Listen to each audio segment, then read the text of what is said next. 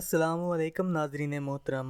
हज़रत अनस रज़ी अल्लाह ताला अन्हो से मरवी है कि हज़रत मोहम्मद सल्लल्लाहु अलैहि वसल्लम ने फरमाया कि अगर किसी शख्स पर क़यामत कायम हो जाए और उसके हाथ में खजूर का पौधा हो तो उसे चाहिए कि वो पौधा लगा दे। हमारे मज़हब में इस कदर दरख्तों की अहमियत है नाज़रीन। ज़िला सरगोदा की तहसील कोट मोमन से 25 किलोमीटर दूर मिड रांझा के मज़ाफ़ात में अब्बल मोहरी एक छोटा सा गांव है। इस गांव की सबसे खास बात यह है कि यहाँ 609 साल पुराना बरगद का दरख्त है। ये दरख्त कुछ साल पहले 3 एकड़ और 2 कनाल पर मुश्तमिल था, जो कि जनूबी एशिया का सबसे ज्यादा रकबे वाला वाहिद दरख्त था, लेकिन मकामी लोगों ने इसको काट काट कर इसके फैलाव का रकबा कम कर दिया है। इस दरख्त की मुनफरिद खासियत के बायस पूरे पाकिस्तान से लोग इसको देखने आते हैं। नाजरीन, इस दरख्त को 600 साल पहले एक बुजुर्ग कबीरुद्दीन ने अपने हाथ से लगाया था। ये दरख्त कई सदियों की शिकस्त और रेख्त और हर किस्म के मौसमी हालात का मुकाबला करने के बाद आज भी हमारे सामने सीना ताने खड़ा है।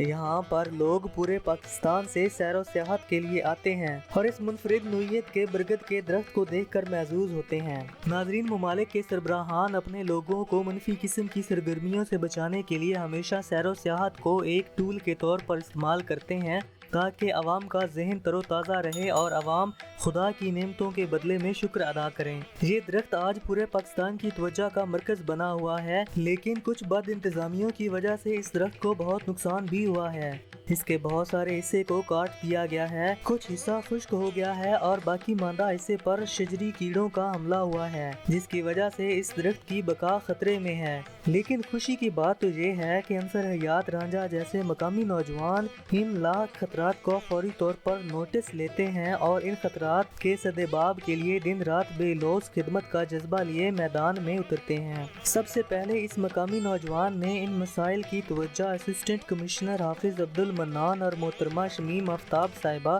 जो सूबाई असम्बली की MPA भी हैं और PTI की शुमाली विंग पंजाब की सेक्रेटरी भी हैं, उन तक इन तमाम मसाइल को कमा हक़्क़ुहू पहुँचाया। मोहतरमा ने न सिर्फ अपने बल्कि अपने ख़ानदान की तरफ से ज़ाती वसाइल की बिना पर फंड्स लिए और सूबाई असम्बली में करारदाद भी पेश की कि इस तारीखी विरसा को महफूज किया जाए। इसके बाद वफाकी वजीर बराए साइंस फवाद चौधरी यहाँ पर तशरीफ लाए और इस टूरिस्ट पॉइंट को प्रमोट करने के लिए ज़ाती दिलचस्पी ली। सबसे पहला वादा तो ये किया गया कि इस सियाहती मकाम तक पहुँचने के लिए 1 किलोमीटर पक्की सड़क बनाई जाएगी। दूसरा वादा इस बरगद के दरख्त की बाउंड्री वाल बनाने का किया गया। इसके बाद Pakistan museum of natural history के associate curator professor doctor Mohammad Ismail Bhatti ने खुद विजिट किया और दरख्त को खतरनाक कीड़ों से बचाने के लिए मेडिसिन फराहम की और दरख्त के इब्तदाई हिस्सों को चूने का लेप लगाया। और सबसे बढ़कर ये कि इस मकाम पर लगाने के लिए 50 खूबसूरत पौधों का तोहफा भी दिया और साथ ही इस बरगद के दरख्त के बचाव के लिए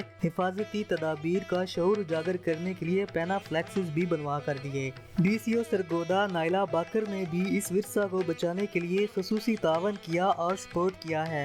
इसके अलावा vice president PTI Sargodha major Fayyaz Hussain Minhas और मकामी सहूलतकार मोहम्मद आजम जप्पा ने खसूसी फंड्स दिए हैं, जिनसे वाशरूम का मसला हल हुआ है ताकि आने वाले सियाहों को सहूलत मुहैया की जा सके, और साथ ही बाजार लगाने का भी अंदिया दिया है। उम्मीद की जाती है कि इंचार्ज टाइगर फोर्स मिड रांझा अंसर हयात रांझा इस वक्त कौमी विरसा का ख्याल रखेंगे ताकि सियाह यहाँ बखुशी आकर लुत्फ अंदोज हो सकें और साथ ही दरियाए चनाब के किनारे आकर कुदरती खूबसूरती को अपनी आंखों से देख सकेंगे। हमारी वीडियो पसंद आने की सूरत में लाइक, सब्सक्राइब और शेयर ज़रूर कीजिएगा और कमेंट बॉक्स में अपनी आरा का इजहार लाजमी कीजिएगा। अच्छा, ये कहा जाता है कि ये दरख्त जो है एशिया का सबसे बड़ा दरख्त है। बेशुमार लोगों को इसके बारे में पता नहीं है कैसे लगा, कितनी सदी पहले का है, कितने साल हो गए इस दरख्त को। तो इसके बारे में कुछ क्या निगारशात हैं आप लोगों की? आप तो इधर के रहायशी हैं, तो आप क्या जानते हैं इसके बारे में, ताकि लोग भी जान सकें वाकई एशिया का बहुत बड़ा दरख्त है ये, कितने एरिए पे मुहित है और कितना पुराना है और कौन से ऐसे लोग थे, किस दौर में ये लगाया गया? ये जो हमारे बड़े थे वो हमें बताते थे ये दरख्त जो है तकरीबन 450 साल पुराना है। उसके बाद मैं पहले भी आपको अर्ज़ गुज़ार कर चुका हूँ, टाइगर फोर्स इमरान खान की जो उन्होंने फोर्स बनाई है, ادھر ایک میٹنگ تھی اے سی کے پاس، وہاں محترمہ شمیم آفتاب صاحب آئی ہوئی تھی. ان کے سامنے ہم نے ریکویسٹ کی کہ ہمارے گاؤں میں ایک درخت ہے بہت تاریخی ہے، قرارداد پنجاب اسمبلی میں پیش کریں. انہوں نے قرارداد پیش کی. اس کے بعد ڈی جی سارے قدیمہ صاحب ادھر آئے. اس کے بعد فواد چودھری صاحب بھی آئے ہیں. ان کے ساتھ ساتھ جو ہمارے vice president P T I major Fayyaz صاحب ہیں، ان کی بھی محنت. اور اس سے پہلے جو اپنے اے سی صاحب تھے نا ہمارے چودھری جعفر گجر، انہوں نے وہ خصوصی کاوش کی. اب ہمارے اے سی صاحب ہیں آفت عبد المنان بیگ صاحب، انہوں نے خصوصی دلچسپی لی. یہ پین افلیک صاحب نے دیکھا ہے، یہ اسلام آباد سے میوزیم آف ہسٹری والے بھی ادھر آئے ہیں. یہ چونا وغیرہ اور اس کی ریسرچ جو ہے ان کے ساتھ سائنسدان سے پشاور سے انہوں نے منگوایا تھا. انہوں نے ریسرچ کی ہے اور اس ریسرچ کے مطابق تقریباً 609 سال پرانا درخت ہے. آپ اندازہ کر لیں 609 سال پرانا. پیچھے کون سی حکومت تھی اس وقت؟ تقریباً سلطنت عثمانیہ کے دور کی بات ہے. یہ تقریباً 609 سال پرانا ہے. یہ ہمارے آباء و اجداد جو ہیں تقریباً اس وقت ادھر شاہ صاحب تھے، ایک گھر تھا. یہ پیچھے ہماری پیٹھ میں پیچھے ہے، یہ ابل ہے، یہ موری وال ہے. اس کے بعد یہ آبادی ساری بنی ہے. اب ہماری ریکویسٹ تھی بڑے لوگوں سے، جو جیسے میں نے آپ کو محترمہ شمیم آفتاب کا بتایا، میجر فیاض صاحب کا، اور ہمارے جو اسسٹنٹ کمشنر ہیں ان کی خصوصی کاوش سے عنقریب یہ وال باؤنڈری شروع ہو جائے گی. اس کا ٹوٹل رقبہ جو انہوں نے ناپا ہے وہ تقریباً 22 کنال 2 مرلے. اس کی وال باؤنڈری کے علاوہ ادھر میوزیم آف ہسٹری والے ہمیں 50 گملے دے گئے تھے، وہ میں نے ادھر ساتھ ہی گھر ہے ادھر رکھوائے ہوئے ہیں پھول بوٹے. جب یہ وال باؤنڈری ہو جائے گی، یہ 2 ٹوائلٹ بنوائے ہیں ہم نے اپنی مدد آپ کے تحت. یہ ٹک ٹاپ ہے ایک. عنقریب جب وال باؤنڈری کا کام مکمل ہو جائے گا، عنقریب یہ بھی شروع ہو جائے گا. آپ دیکھیں کہ جیسا کہ آپ کو نظر آ رہا ہے، انتظامیہ کی نا اہلی کا منہ بولتا ثبوت ہے.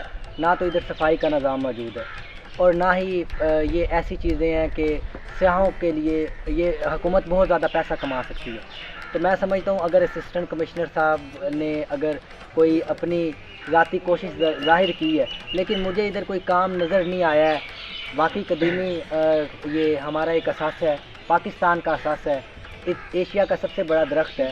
لیکن انتظامیہ کی، میں پچھلے سال بھی ادھر آیا تھا، میں خود لیکچرار ہوں آرمی کالج میں، لیکن میں پچھلے سال اس کے کچھ تاثرات مجھے زیادہ اچھے لگے تھے. لیکن اب آیا ہوں تو اب یہ زیادہ خسارے میں جا رہا ہے، ٹوٹ پھوٹ کا زیادہ شکار ہے. میں سمجھتا ہوں کہ انتظامیہ کی، آپ کو کیا لگتا ہے؟ مجھے ایسے لگتا ہے کہ انتظامیہ کی عدم دلچسپی کے باعث یہ سب ایسا ہوا. کسی حد تک آپ کی بات سے میں اتفاق کرتا ہوں. اصل میں بیچ میں جو کرونا آیا ہے نا، اس وجہ سے بہت سے معاملات جو ہیں وہ ٹھپ ہوئے ہیں. پیچھے میری 2 دن پہلے ملاقات ہوئی ہے اسسٹنٹ کمشنر صاحب سے. انہوں نے کہا عنقریب یہ وال باؤنڈری اور 1 کلومیٹر جو سڑک ہے، عنقریب کام شروع ہو جائے گا انشاءاللہ. چلیں دیکھتے ہیں جی. ویسے ہمیں پاکستان کے استحکام، استقلال اور تعمیر و ترقی کے لیے اپنے طرف سے بھی کچھ نہ کچھ کرنا چاہیے، کیونکہ یہ پاکستان ہماری وجہ سے ہم خود بنانے والے ہیں. اگر ہم یہ سب چیزیں اللہ پاک نے ہمارے لیے پیدا کی ہیں، اور ہمیں خود بھی چاہیے کہ ادھر صفائی کا نظام ہو، اور انتظامی امور کو بھی چاہیے کہ وہ اس میں دلچسپی لے، تاکہ ایسی قدیم چیزوں کو، قدیم یہ روایات کو قائم کیا جائے. اور جو ملک اپنی روایات کو بھول جاتے ہیں وہ ہمیشہ خسارے کا ہی باعث بنتے ہیں. تو وہ کہتے ہیں نا کہ ایک بہت بڑے فلاسفر وہ لکھتے ہیں اپنی کتاب میں کہ جس معاشرے میں ڈاکٹر کو عزت کی نگاہ سے دیکھا جاتا ہے، عزت دی جاتی ہے، وہ معاشرہ جو ہے وہ ذہنی مریض ہوتا ہے. اور جس معاشرے میں جرنیلوں کو عزت کی نگاہ سے دیکھا جاتا ہے، عزت دی جاتی ہے، وہ معاشرہ وحشت اور درندگی کا باعث بنتا ہے. تو اور جس معاشرے میں استادوں کی عزت کی جاتی ہے، وہ معاشرہ حقیقی تہذیبی کہلاتا ہے. تو ہمارے معاشرے میں سب سے بڑا فقدان یہ بھی ہے کہ جو جس عزت کا اہل ہوتا ہے اس کو ہم ویسی عزت نہیں دیتے. تو ہمیں چاہیے کہ پاکستان کی تعمیر و ترقی کے لیے اور اس ملک کے لیے، اس چمن کے لیے کچھ نہ کچھ کریں. وہ کہتے ہیں نا ایک بہت پیاری بات ہے، وہ کہ جن کی امیدیں قلیل ہوتی ہیں، جن کے مقاصد جلیل ہوتے ہیں، وہ کانٹوں کو چنتے ہیں اور پھولوں کو سمیٹتے ہیں اور اس دنیا کو حسین رنگ دینے کی کوشش کرتے ہیں. ہم سب کو بھی ایسا ہی چاہیے کہ ہم سب جیسا ایک قائد نے اور اقبال نے پاکستان کے بارے میں سوچا تھا ویسے ہی پاکستان بنے. واخر الدعوانا الحمدللہ. باقی مہران صاحب ہیں وہ کافی نا دلچسپی لے رہے ہیں اس بارے میں.